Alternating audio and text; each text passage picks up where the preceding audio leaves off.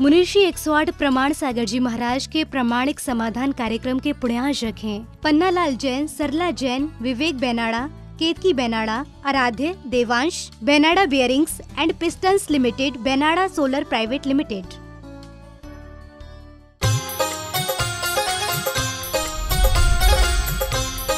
प्रामाणिक समाधान। नमोस्तु गुरुदेव। गुरुदेव, मैं कृषि संबंधित वस्तुओं का व्यापार करना चाहता हूँ। मेरा व्यापार कृषि यंत्र, खाद, बीज, कृषि उपकरण और कीटनाशक दवाइयों से संबंधित है। क्या इस व्यापार करने में दोष तो नहीं है? देखिए, जिस व्यापार में कीटनाशक का प्रयोग है, महान हिंसा का कर्म है, क्रूर कर्म है, सपने में नहीं करना चाहिए। भूखे सो जाना अच्छा है, लेकिन इस तरह के हिंसा से अपने हाथ को रक्त रंजित करके पेट भरना उचित नहीं है।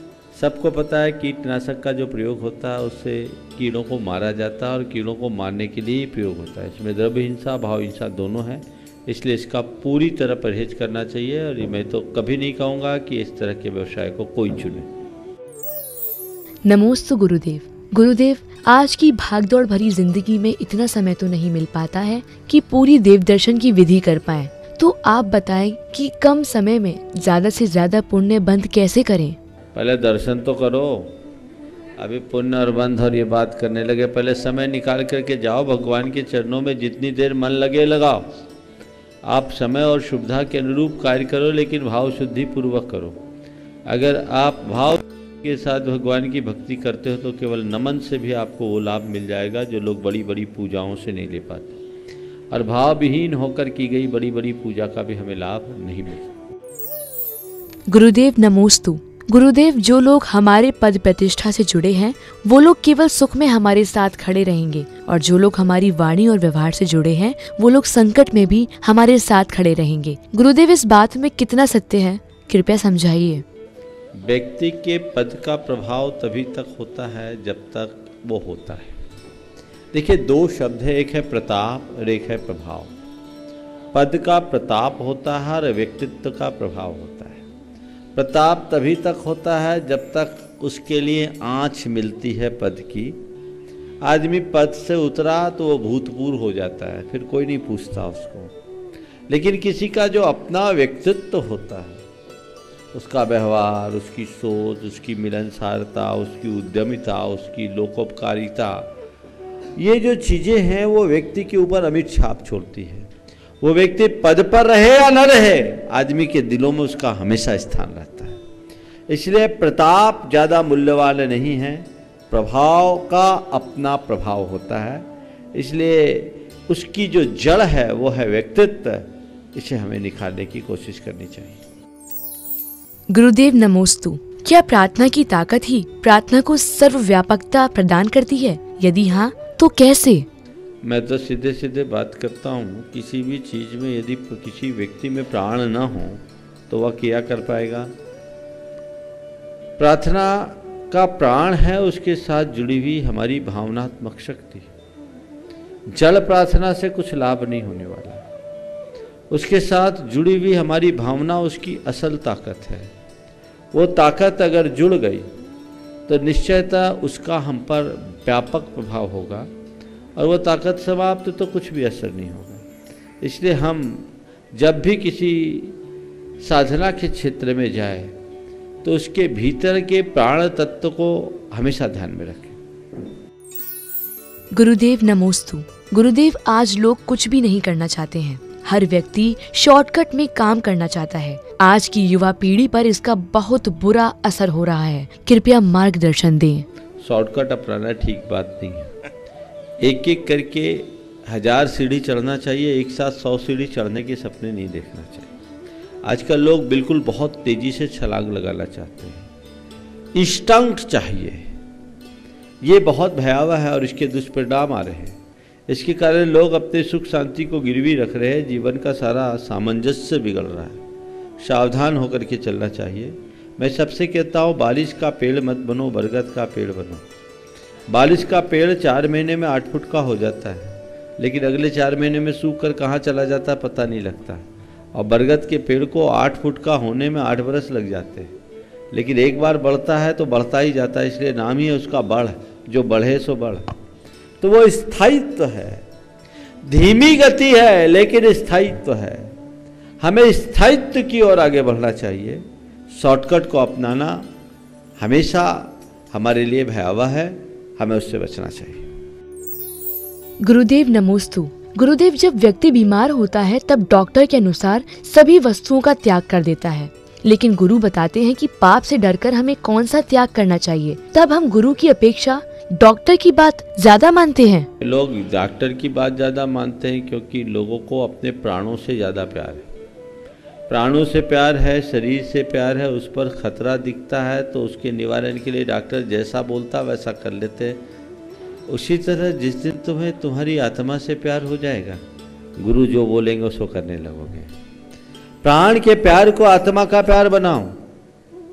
डॉक्टर की हिदायत की उपेक्षा कर देने के बाद अगर नुकसान भी हुआ तो तुम्हारे एक जीवन का नुकसान है, पर गुरु की बात की उपेक्षा करने से जो क्षति है वो भव की क्षति है।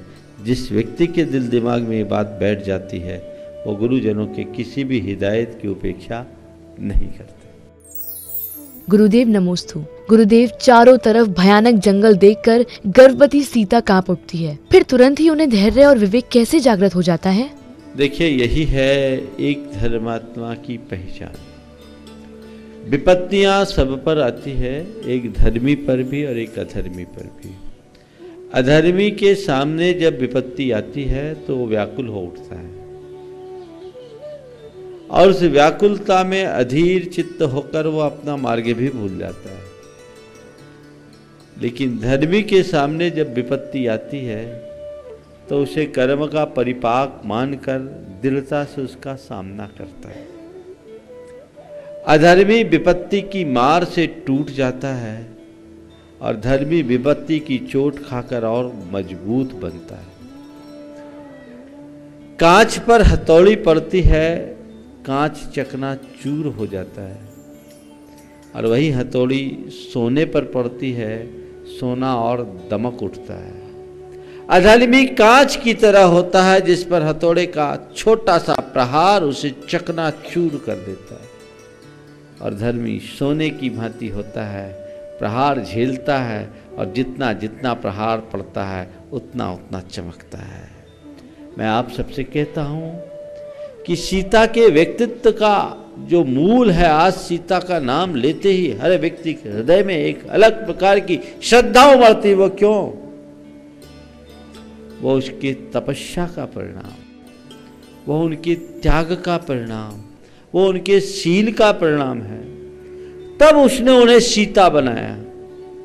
अगर सीता अपनी विपत्ति के आगे घुटने टेक देती, रोती कलपती तो रोते रोते जिंदगी बिता देती, या आज की आधुनिक सीता होती और कोई दूसरा मार्ग अपना लेती, तो वो सीता सबकी श्रद्धा का पात्र नहीं बन पाती। इसलिए एक सूत्र आप सबको मैं देता हूं, जीवन में आगत विपत्तियों को क्षमता से स्वीकार कीजिए और एक बात अपने दिल दिमाग में बिठा लीजिए, जो विष पीता है वही शंकर बनता है।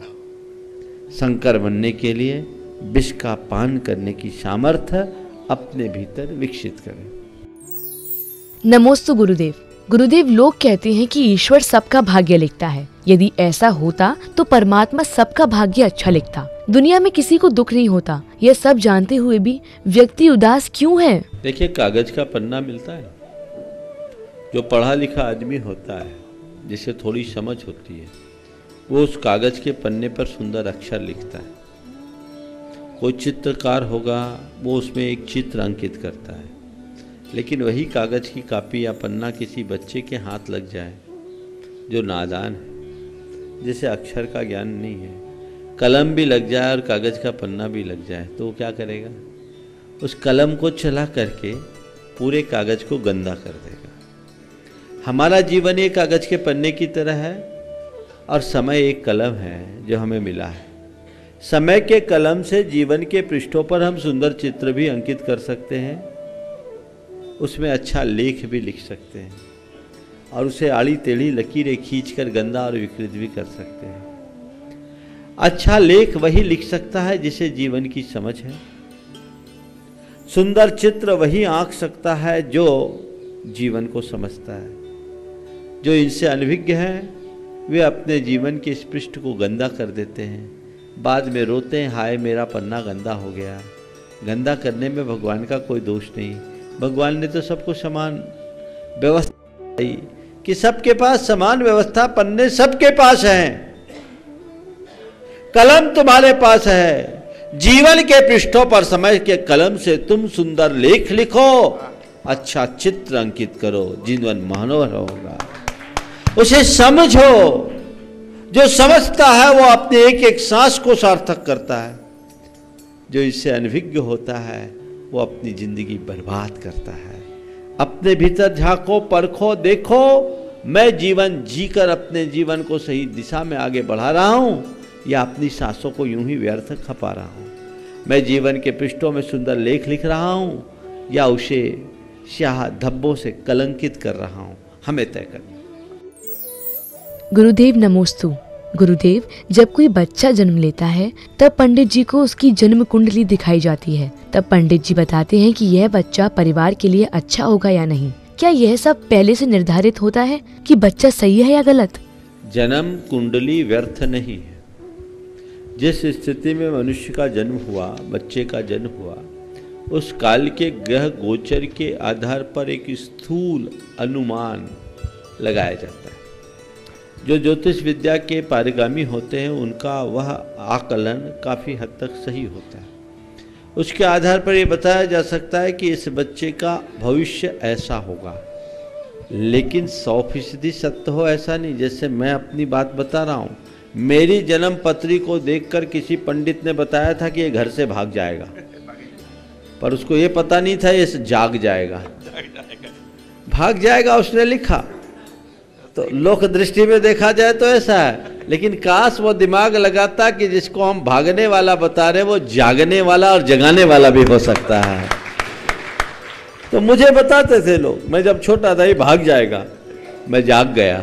तो ये चीजें हैं, ज्योतिष कहीं गलत नहीं है, लेकिन वर्तमान की जन्म पत्री को मैं अप्रासंगिक इसलिए मानता हूं क्योंकि अब व्यक्ति का जन्म कहीं होना होता कहीं है। भिंडर का बच्चा है और उदयपुर में डिलीवरी है और होना है 4 दिन बाद, डॉक्टर कह रहा हाजी सिजेरियन ऑपरेशन। जन्म पत्री पहले बन जाती, बच्चा बाद में बनता है। पहले से इस टाइम पर हमको बच्चा चाहिए। स्वाभाविक जो प्रक्रिया वो खत्म हो गई। अब ज्योतिष के नियमानुसार मान लीजिए कोई व्यक्ति उदयपुर में अपने बच्चे की प्रसूति कराता है, 150 किलोमीटर 200 किलोमीटर दूर के लोग आते हैं, तो उदयपुर शहर में जितने लोगों का प्रसव होगा उन सब की एक सी जन्म पत्री होगी, क्योंकि इष्टकाल जो अक्षांश देशांश के आधार पर लगाए निकाला जाता है वो वहीं का होगा। तो सबका भाग एक होगा क्या? वो अलग अलग पृष्ठभूमि से जन्मा, लेकिन जन्म पत्री तो वही बनेगी। तो आज इसी कारण से जन्म पत्री का सही फलादेश नहीं होता। सच्ची जन्म पत्री उसकी होगी जिसका नैसर्गिक जन्म हुआ और अपने मूल स्थान पर हुआ, घर में हुआ। डिलीवरी के लिए अस्पताल गए तो वो व्यवस्था दूसरी हो गई, तो वो जन्म पत्री थोड़ी ठीक हो सकती है। बाकी जन्म पत्रियों के चक्कर में पढ़ने से कोई बहुत ज्यादा लाभ नहीं। नमोस्तु गुरुदेव। गुरुदेव, जब दान की बात आती है तो पत्नी अपने पति का नाम पहले लिखवाती है, और जब पति दान देता है तो पत्नी का नाम नहीं लिखवाता, क्यों? इसकी एक वजह है, भारत में मूलतः घर का मुखिया पति माना जाता है और पति ही जीविकोपार्जन करता है। तो पूरा का पूरा जो उसका संचालन नियंत्रण उसके हाथ में होता है। जहां पति होता है वहां पत्नी आई जाती, क्योंकि उसकी अर्धांगिनी है, वो अंडरस्टूड है। पर पत्नी यदि कुछ करती है तो अपनी कमाई का नहीं करती, वो अपनी स्त्री धन का करती है। तो जो उनने बचाया है या अपनी चतुराई से निकाला है, उसमें से देती। तो ये अल्टीमेटली उसके पास आया कहाँ से? कहाँ से आया? पति की जेब से। तो जिसका माल है उसका नाम तो लेना ही चाहिए। अब आप सवाल करोगे महाराज आजकल तो महिलाएं भी बहुत कमाने लगी, जॉब करने लगी, कईयों में तो ये हाल है कि पति कुछ नहीं करता, पत्नी घर चलाती है। ये की व्यवस्था है। अर्थ को जब हम प्रमुखता देंगे तो मेरा नाम या उसका नाम होगा, और जब प्रेम की बात करेंगे तो कोई भी हो काम होना चाहिए, मेरा हो या उसका, नाम से क्या फर्क पड़ता है, दृष्टिकोण वो रखना चाहिए। गुरुदेव नमोस्तु। गुरुदेव, ऐसा क्या कारण है कि बुंदेलखंड में सिद्ध क्षेत्र बहुत हैं पर राजस्थान में एक भी नहीं है? क्या कारण है? अक्सर क्षेत्र ही है राजस्थान में, सिद्ध क्षेत्र नहीं है। सिद्ध क्षेत्र एक है मथुरा में, साउथ साइड है, और बुंदेलखंड में है, राजस्थान महाराष्ट्र में है, इधर है, बिहार झारखंड में है ही, उत्तर प्रदेश में सिद्ध क्षेत्र है, प्रभासगिरी है। अब यहाँ नहीं है तो आप पूछ रहे हो क्यों नहीं है, तो यहाँ आए ही नहीं। ये यहाँ की भूमि ऐसी, यहाँ के लोगों का पुण्य ऐसा नहीं होगा। यहाँ से परमात्मा बहुत हुए, साधक भी हुए होंगे, सब यहाँ का मोह छोड़कर उधर चले गए, वहाँ जाकर के उनने सिद्धि प्राप्त कर लिया। ऐसा समझना, ऐसा मत समझना कि यहाँ धर्म नहीं था। यहाँ के लोगों में ज़्यादा धर्म होगा, ज़्यादा वैराग होगा तो गए सो वापस आए नहीं होंगे, तो मोक्ष कहाँ जाएगा। और महाराज दूसरी जगह वाले नहीं आए, भूमि का अपना अपना प्रभाव होता है। गुरुदेव नमोस्तु। गुरुदेव, जब मूर्ति प्रतिष्ठित होती है तो अगर वह ज्यादा भारी होती है तब वह क्रेन से उठाई जाती है, और अगर वह गलती से टूट जाए तो उसका दोष किसे लगता है? प्रतिष्ठित प्रतिमा को विराजमान करने के समय पूर्ण सावधानी रखना चाहिए, और यदि सावधानी रखने के बाद भी टूट जाए तो उस पर शांति आदि कर्म करने का विधान है, उसका प्रायश्चित करने का विधान है। ये एक बड़ा दोष है, बड़ा अंतराय है, और लापरवाही से हुआ तो ये महापाप है। यथासंभव सावधानी, पूर्ण सावधानी रखना चाहिए। गुरुदेव नमोस्तु। गुरुदेव, लोग कहते हैं कि 3 तिगाड़ा काम बिगाड़ा, तो फिर अपने जैन दर्शन में 3 को ज्यादा महत्व क्यों देते हैं? दुनिया के लिए 3 खतरनाक है और परमार्थ के लिए 3 सार्थक है। 3 तिगाड़ा काम बिगाड़ा और 3 तिगाड़ा 3 मिलाया काम बनाया, दोनों चीजें देखो कैसे। 3 तिगाड़ा काम बिगाड़ा कैसे है? राग देश मोह, ये काम बिगाड़ने वाले है कि नहीं? हमारा सारा काम कौन बिगाड़ा? राग देश मोह। और 3 अपनाया, काम बनाया, वो कौन है? सम्यक दर्शन ज्ञान चारित्र। तो विकार की तरफ 3 जाओगे तो बिगड़ जाओगे, और निर्विकारता के 3 का आश्रय लोगे तो बन जाओगे। तो इसे दूसरे संदर्भ में कहूँ तो संसार में लोक दृष्टि में 3 तिगाड़ा काम बिगाड़ा है, और परमार्थ दृष्टि में 3 को अपनाओ पार लग जाओ, ये वाली बात है। तो 3 अपनाओगे तो पार लगोगे, इसलिए हम परमार्थ का सारा काम 3 के साथ करते हैं। और संसार के काम में लोग कहते हैं ये 3 खतरनाक है, इससे बचो। समझ गए?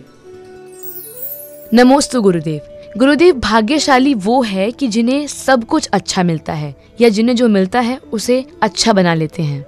जिन्हें सब कुछ अच्छा मिलता है वो भाग्यशाली हो सकते हैं। ध्यान से सुनो, सब कुछ अच्छा मिलता है वे भाग्यशाली हो सकते हैं, पर जो सबको अच्छा बना लेते हैं वो सौभाग्यशाली समझना चाहिए। समझ गए? भाग्य को सौभाग्य में बदलो। सब कुछ अच्छा मिले ये मेरे हाथ में नहीं है, पर जो मिला है उसे मैं अच्छा बनाऊं ये मेरे हाथ में है। भाग्य में लिखा कर लाया हूं, सौभाग्य में जगा सकता हूं। हमें सौभाग्य जगाना है। मेरे भाग्य में क्या है मुझे पता नहीं, पर मेरा सौभाग्य मैं जगा सकता हूं, बना सकता हूं अपने पुरुषार्थ के बल पर। बस इतनी समझ मेरे भीतर विकसित हो जाए, जीवन निहाल। प्रमाणिक समाधान। मुनिषी 108 प्रमाण सागर जी महाराज के प्रमाणिक समाधान कार्यक्रम के पुण्यार्जक थे पन्नालाल जैन, सरला जैन, विवेक बेनाड़ा, Ketaki Benada, Aaradhya, Devansh, Benada bearings and pistons limited, Benada solar private limited.